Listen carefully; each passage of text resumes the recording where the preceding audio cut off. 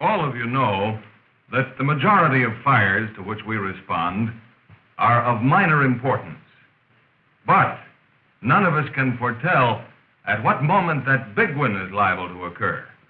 The fire that will tax our efforts and equipment to their limits and force us to apply all the tricks of our trade if we're to make a successful stop.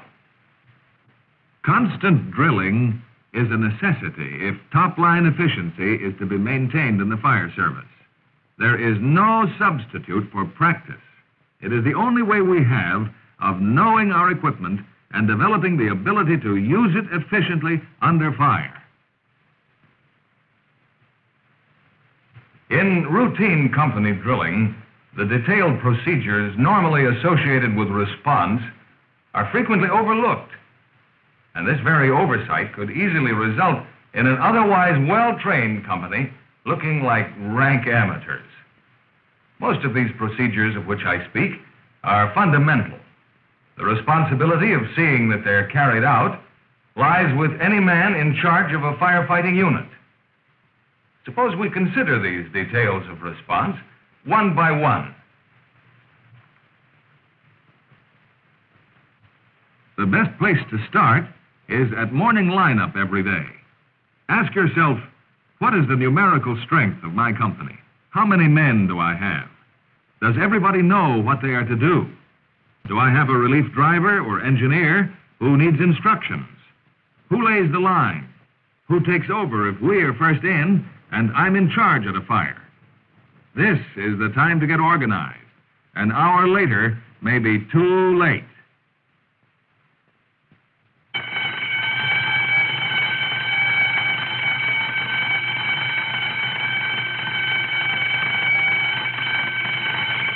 On receipt of a long ring, get to that phone in a hurry.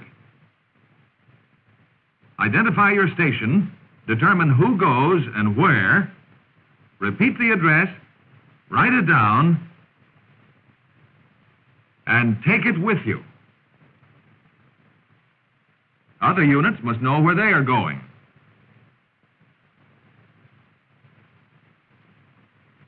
As well as your auto fireman, your engineer,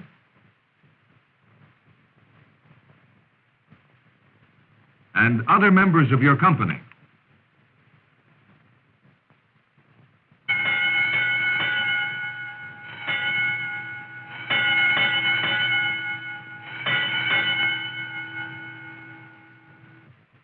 On receipt of a box alarm, the location is your first concern. After double-checking the box number by reading the tape, the location can be quickly determined by checking the convenient list at the printer case. But if you have not memorized the other companies who will respond to the same location, check the proper running card and jot them down, for a knowledge of what help you'll have is vital to good firefighting. And don't forget, push the answer back button.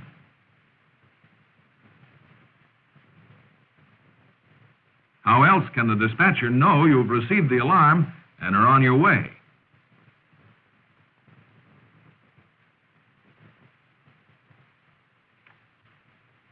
Though still alarms are rare, you may receive one at any time.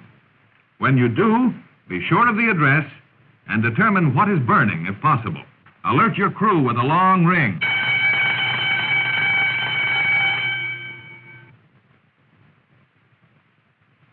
Then notify the fire dispatcher before leaving quarters.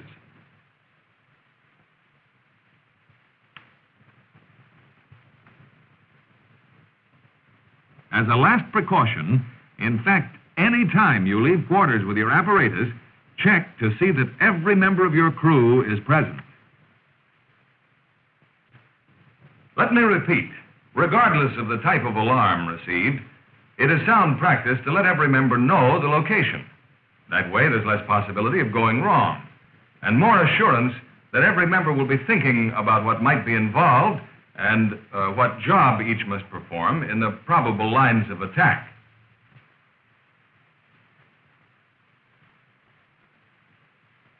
After you get rolling, there are many things to be considered. If you are a two-piece company, is your pump following?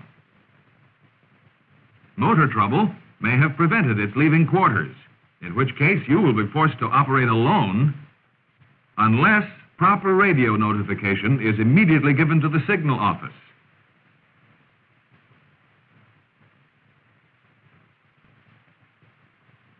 The speed of your response should always be consistent with safety.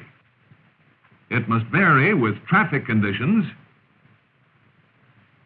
visibility, and weather. To rely on green lights is foolhardy. Cross intersections under control.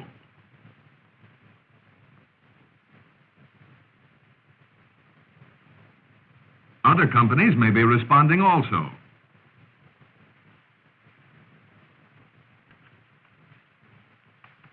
Anticipate their line of travel and watch for other emergency vehicles. Their sirens may be synchronizing with your own. Speed and traffic conditions are not your only problems when responding to an emergency.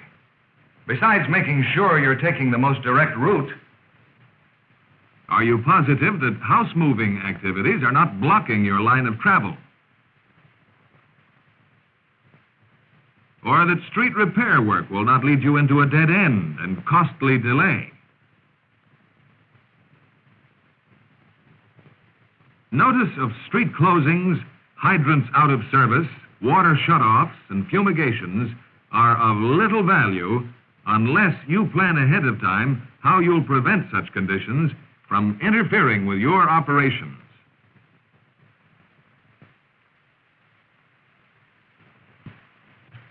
the procedures I've pointed out are not complete by any means. You'll think of others of importance. Put them into practical use to accomplish the most important objective. Your apparatus is needed at the scene of emergency. See that it gets there safely. And when you do get there, try to keep from blocking streets, hydrants, or other apparatus.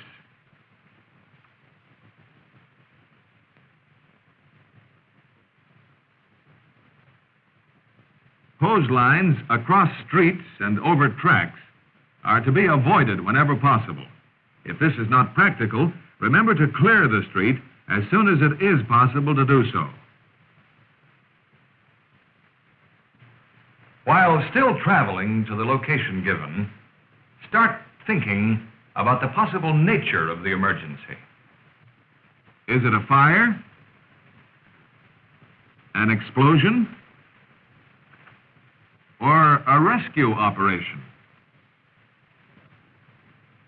If special equipment is needed, do you have it? If not, do you know how to get it?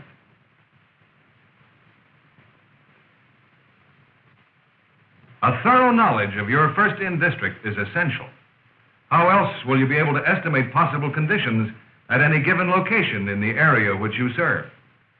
Does the location consist mainly of single dwellings, multiple occupancies, mercantile, or industrial establishments? Is there a potential life hazard to be considered? And have you acquainted yourself with the location of auxiliary firefighting appliances that will help in bringing a fire under control or help prevent excessive water damage? Will you need heavy streams? If so, what hydrants will support them?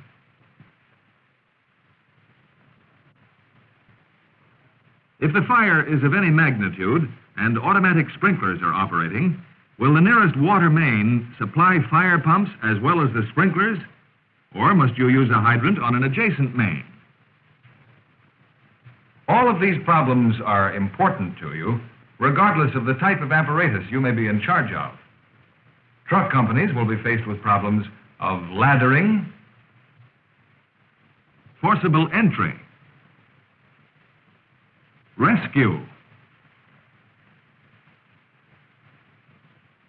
ventilation,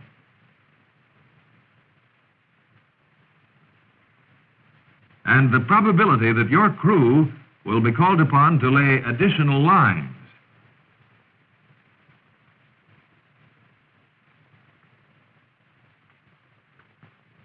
Or help with salvage operations.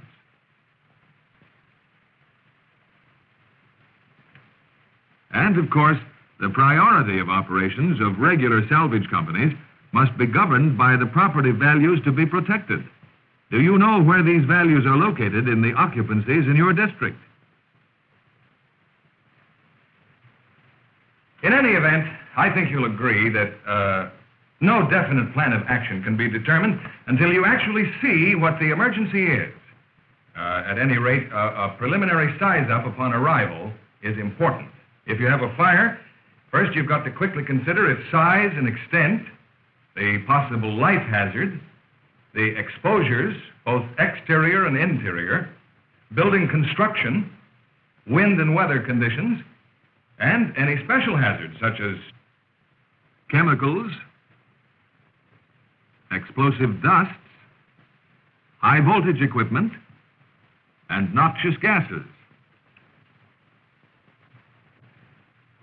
The scout work you do en route will go far in helping you make your decisions with greater accuracy and speed, both of which are highly important during the first few minutes at any emergency. Doing the right thing and doing it quickly is the key to successful firefighting, and your success or failure will be in direct proportion to the amount of planning you have done before your wheels start rolling.